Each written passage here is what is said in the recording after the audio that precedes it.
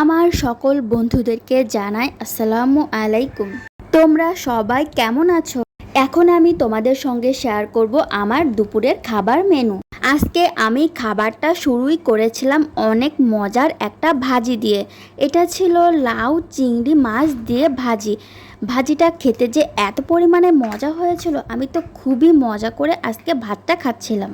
তারপরেই নিয়েছিলাম আমার অনেক পছন্দের একটা খাবার, শুটকি মাছ। এটা পুঁইশাক আলু দিয়ে চচ্চড়ি করা হয়েছিল। তরকারিটা খেতে অনেক বেশি মজা হয়েছিল। আমি তো একটু একটু করে ভাতের সঙ্গে মাখিয়ে খুবই মজা করে খাচ্ছিলাম।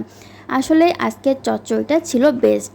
তারপরে আমি নিয়েছিলাম একটা মাছের ঝোলের তরকারি। এটা অনেক বেশি ঝোল দিয়ে রান্না করা হয়েছিল আর খেতেও অনেক বেশি মজা হয়েছিল। আজকের সকাল থেকে অনেক বেশি রৌদ্র ছিল আর অনেক বেশি গরমও ছিল। এখন নাকি সব জায়গাতেই কারেন্ট যায় আর আসে, কিন্তু আমাদের এখানে সব সময়ই কারেন্ট থাকে। তোমাদের ওইখানে কি কারেন্ট যায় আর আসে নাকি? অবশ্যই কমেন্ট করে জানিও।